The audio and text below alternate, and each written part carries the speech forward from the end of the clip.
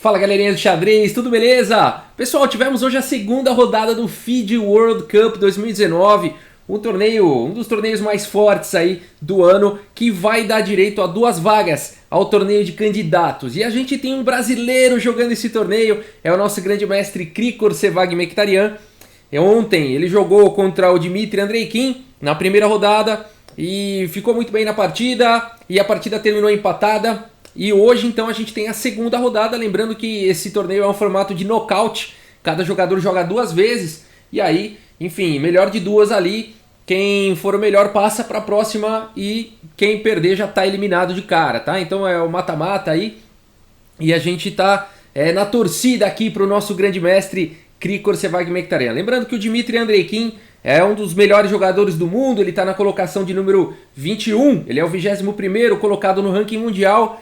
Ele já venceu torneios, ficou em primeiro lugar em torneios com a participação de Fabiano Caruana, Nakamura, Svidler e muitos outros, né? O FIDE Grand Prix de 2012, uma das etapas de 2014, uma das etapas ele também ficou em primeiro lugar. Já foi campeão da União Soviética, já foi campeão mundial em categorias mais jovens. Então, um jogador aí à altura do nosso grande mestre Krikor. Vamos dar uma olhada aqui nessa partida. O Dmitry Andreikin abre com D4, peão da dama. Temos cavalo F6 aqui pelo Krikor. Cavalo F3 e agora D5, indo em direção ao centro. C4, E6 e a gente tem aí um gambito da dama recusado aqui no tabuleiro. E3 e aqui bispo E7. O Krikor já se prepara para fazer o roque. Cavalo C3 desenvolvendo em direção ao centro, o roque. E agora o lance A3 aqui pelo Andreikin. Ele posterga um pouco aqui o desenvolvimento do bispo de casas claras, é uma ideia padrão nesse tipo de abertura para não perder nenhum tempo depois de peão toma e bispo toma de novo. Mas o Krikor vai para uma ideia interessante nessa posição com B6 para resolver o problema de bispo de casas claras dessa abertura. Porque o peão aqui em E6 fica bloqueando o próprio bispo, então uma ideia bastante importante aqui do Krikor, o lance B6. A partida continua com C, toma D5, E toma D5 e agora o Andreikin vai para o lance B4, expandindo com tudo aí na ala da dama, apesar de não ter desenvolvido ainda o bispo de casas claras e não ter feito o roque. Aqui outros lances que já foram jogados nessa posição, talvez o mais jogado nessa posição seja o bispo D3, desenvolvendo aí o bispo de casas claras e preparando o rei para dar roque. Essa posição foi jogada por Korchnoi e Spassky. Em 1968 a partida acabou terminando no empate. Mas aqui então o Dmitry Andreikin vai para uma ideia diferente com o lance B4, já é bem raro de ver isso no tabuleiro. E o Krikor responde aqui com o lance C6. A partida continua com bispo D3 e a gente já tem uma posição que nunca foi jogada em torneios oficiais aqui de abertura, tá? Ainda já se viu aqui o lance bispo E2. Isso aqui foi jogado em 2011 entre o Das de Bases, um jogador indiano, contra o Dali Omarsson, um jogador, se eu não me engano, de Iceland. E aqui, bom, nessa partida entre eles continuou com cavalo BD7, roque, torre E8 e a partida foi embora. Na partida do Krikor seguiu-se com bispo D3, então, ao invés de bispo E2, e a gente já tem então, como eu mencionei, uma partida, uma posição nova aqui. Bispo em A6 pelo Krikor, gostei muito desse lance, né, resolvendo aí o problema do bispo mal, trocando o bispo mal aqui, que tem peões fixos na mesma, né, nas casas claras, e aí trocando por esse bispo bom, por esse excelente bispo aqui, né, do Dmitry, que fica numa diagonal muito forte aqui, muito agressivo. Então bispo A6, trocando o bispo mal aí pelo bispo bom, depois de roque, bispo toma D3, dama toma D3, e agora o lance B5, mais um lance muito bacana aqui do Krikor, muito forte. Ele quer jogar aqui com o lance A5 e primeiro ele paralisa o peão aqui de B4. Gostei de B5, a partida continua agora com cavalo em E5 e agora sim A5. O Krikor vai com tudo aí na ala da dama, B toma em A5, torre toma em A5 e agora bispo D2. Mais do que tudo, conectando aqui as torres, né, para não ficar com uma situação de peão cravado aqui e também ameaçando alguns ataques descobertos. A torre volta agora aqui para 7 e o Dmitry sabe que isso daqui, esse peão aqui da coluna A é um alvo. O Krikor vai com tudo para cima desse peão, né? Então ele joga agora com A4. Rafael, por que aqui o Krikor não capturou já aqui em A3? Porque afinal de contas o bispo também está dando apoio. Bom, é que aqui o Krikor não ganharia muita coisa, porque depois de torre tominha 3, bispo tominha 3, as brancas têm um ataque descoberto aqui com o cavalo em B5, atacando o bispo em A3 e ficando muito bem na posição. Brancas melhores, inclusive aqui, com bastante iniciativa, e fica uma posição onde o Krikor não ganharia nada com isso. Então o Krikor faz a coisa certa aqui, joga com torre A7, a partida segue com A4, o Dmitry tem que se livrar dessa fraqueza. B tominha 4, torre tominha 4, torre tominha 4 e agora cavalo tominha 4. O Krikor continua com o cavalo de F aqui em D7, esse cavalo aqui por enquanto de B está defendendo o peão de C6, então o Krikor faz a coisa certa e move o cavalo de F.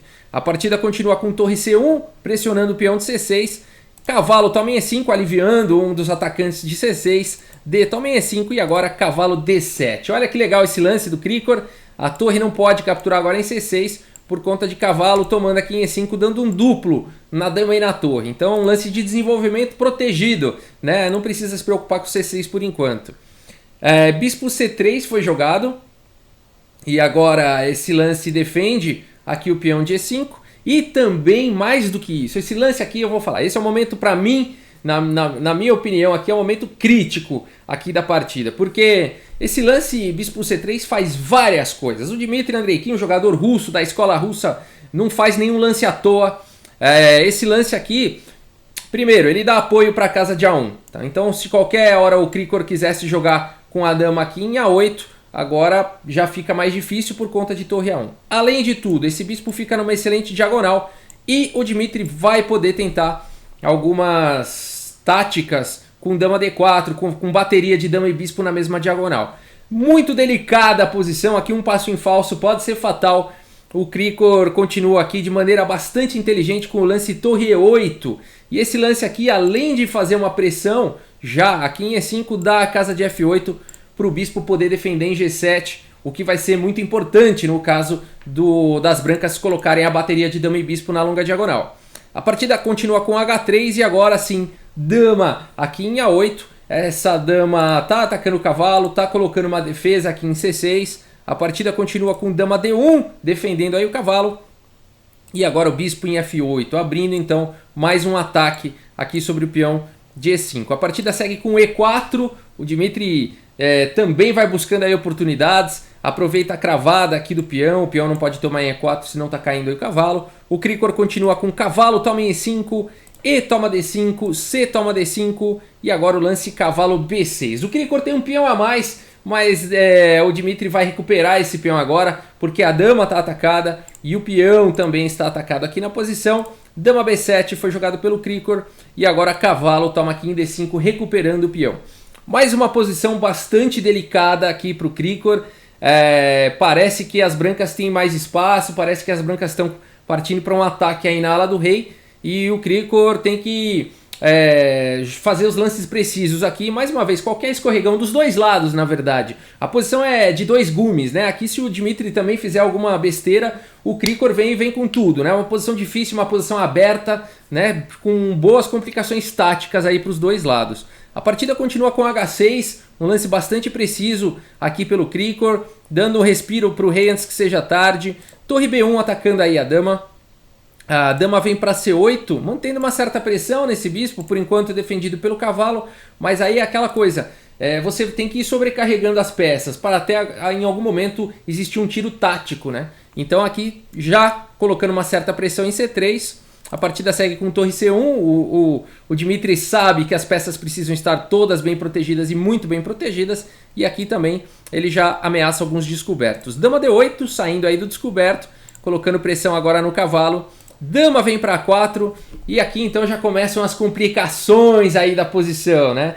E vale dizer que aqui eu comecei a ficar bastante preocupado porque o tempo do Krikor já estava tipo 2 minutos e o Dmitry aqui acho que tinha mais de 10, tinha tipo 15 assim. Eu comecei a ficar um pouco preocupado porque é uma posição bem de bastante cálculo, né? Uma posição difícil aqui, mas o Krikor, quem conhece, ele é um grande jogador e além de tudo é um grande jogador de bullet, né? Que é ali com muito pouco tempo mesmo no relógio, então isso não é problema aqui para o nosso grande mestre Krikor.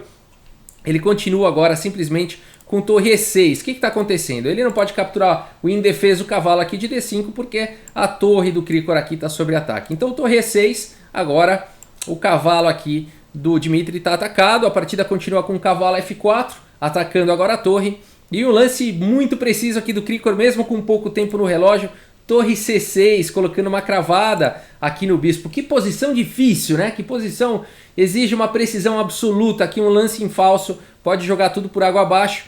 Agora o bispo está cravado, não pode capturar o cavalo solto aqui em E5. A partida segue com torre D1, tirando a torre da cravada e agora ameaçando a dama do Krikor. Como continuar? O Krikor vai para o lance certo aqui da posição, torre D6. Então cobrindo aí o ataque da torre sobre a dama e ameaçando capturar a torre, né? Então o bispo não pode capturar agora o cavalo, senão o Krikor vai capturar a torre. Legal essa sequência, tá jogando demais aqui, os dois estão jogando muito, né? Mas o Krikor especialmente porque é brasileiro e porque ele também tá com pouco tempo no relógio aqui. A partida continuou agora com torre E1, pressionando o cavalo, e agora o cavalo vem para a segurança finalmente para C6 e cavalo H5. O Krikor tá com menos de 1 minuto no relógio, ainda é o lance 33, ele precisa chegar no lance 40 para ganhar mais meia hora no relógio. É muito pouco tempo, o Dmitry tá vindo com tudo, existe um ataque agora forte aqui em G7. A partida continua com dama D7, trazendo mais proteção aqui para as peças, também de olho aqui na casa de F5. A partida segue com dama em A1, colocando uma bateria agora na longa diagonal. O Krikor faz o lance mais preciso da posição, tudo calculado, cavalo D4. Eu tava morrendo de medo do Krikor fazer um lance como F5, que em tese defenderia G7. Mas esse lance dá muita atividade para as brancas, cria fraquezas de longo prazo aí na posição. E o Krikor vai para o lance correto aqui, cavalo D4, que exige mais coragem, porque é uma instabilidade, esse cavalo fica, né, bloqueando aí o ataque. Mas a ideia do Krikor é fantástica, porque uma vez que ele colocar esse cavalo em E6, ele vai resolver todos os problemas das negras, porque ele vai defender G7, ele vai defender F8, vai ficar segurando casas importantes aí na posição, o cavalo em E6. Então o cavalo D4 foi um lance extremamente preciso do Krikor. A partida segue com dama em A8, colocando uma cravada aí no bispo, pressão na oitava horizontal. E o cavalo do Krikor finalmente chega aí a E6. Bacana, nessa hora eu já comecei a acreditar que o Krikor chegaria ao lance 40 sem deixar o tempo cair, porque ele estava jogando ali com segundos no relógio. Mas como eu falei, ele está acostumado. A partida segue com torre E3 e agora dama D8 propondo as trocas. Dama vem para E4, torre D1 cheque. Rei H2, bispo D6 cheque, forçando aí fazer o lance aqui G3 para não ficar muito mal na posição. Bom, o cavalo também poderia voltar aqui para G3.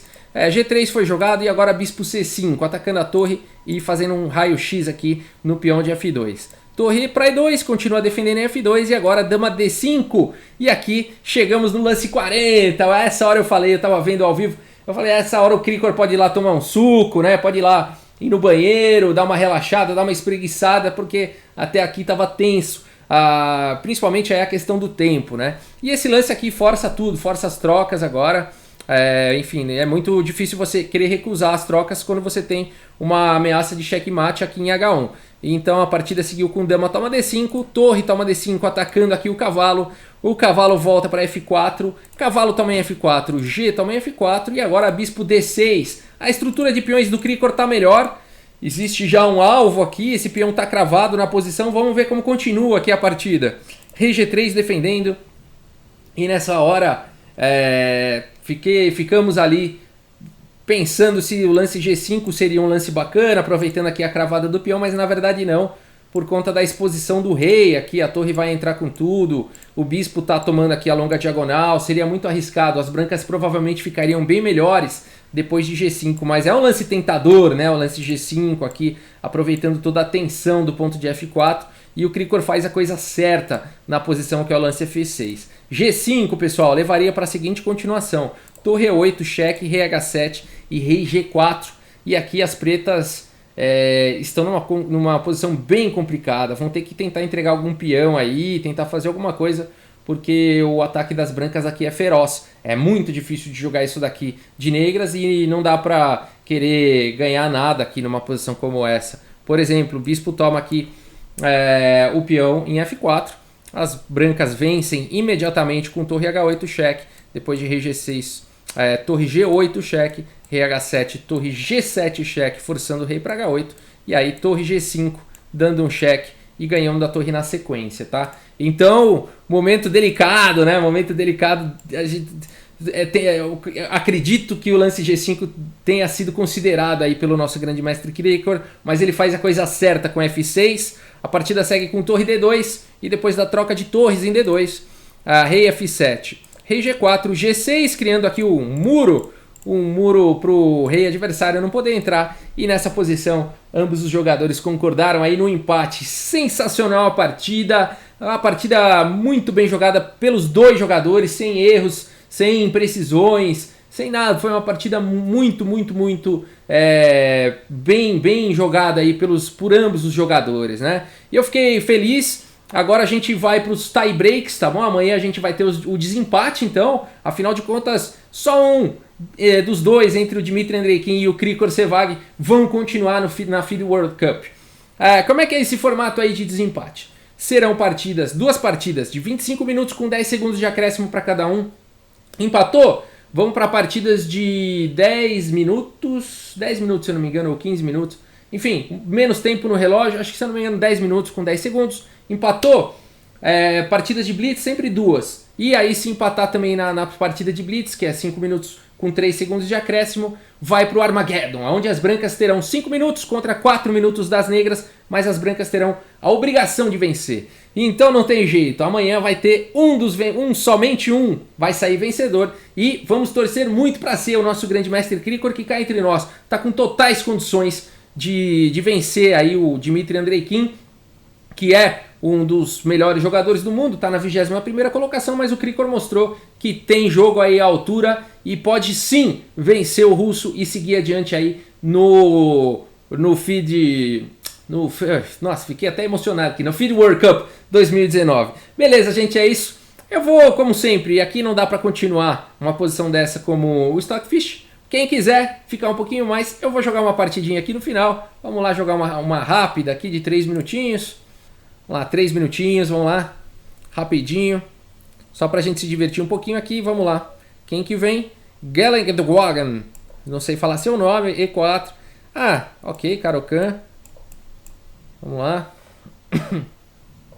Todo mundo joga essa, e aí joga cavalo G3, o bispo vem pra cá, e aí H4, H5. Eu não vou com H4, H5 não, vou jogar diferente. Ah, que bom que você já jogou diferente. Beleza. Vou fazer um lance estranho aqui. Aí, F3, bispo C4. Vamos com dama.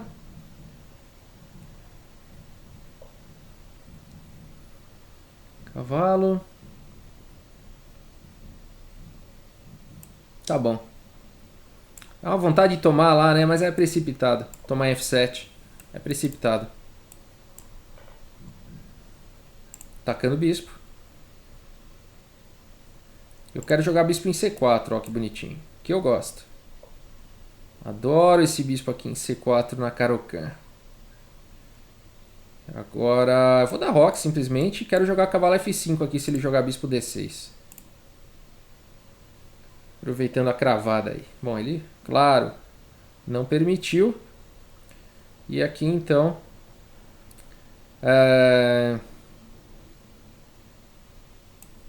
Cavalo H5, por que não? Aí. Bispo D3, F5, né? Cavalo F6, cheque, G toma F6, bispo toma HC. Cavalo F6, bispo toma, bispo D3, G6 também não dá.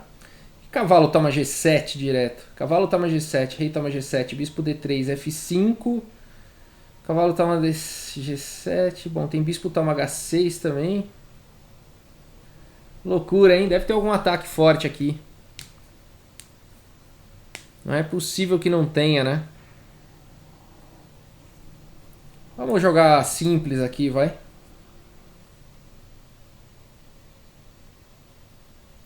Jogar simples. Atacando a torre. Se ele vier com descoberto, eu tomo aqui, hein? Jogou aí. E agora eu quero partir pra cima daqui, ó. Esse ele não pode. RH7. RH7, cavalo toma. Esse.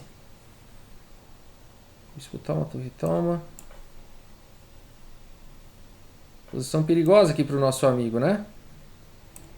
Precisa sacrificar aqui? O dama H3 é mais forte. Ah, vamos sacrificar, vai. Vamos com tudo. Um minutinho. Vamos lá. Torre aí. Cheque. Aí pronto. Aí foi. Como a gente continua aqui? Abrir tudo. Vamos levar a torre para o ataque.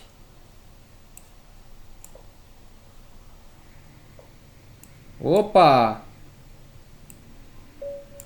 Legal, legal. Boa partida. Valeu. Pessoal, é isso. Vamos torcer amanhã pro Krikor, hein? Tie Breaks Feed World Cup 2019. O Krikor tá jogando demais.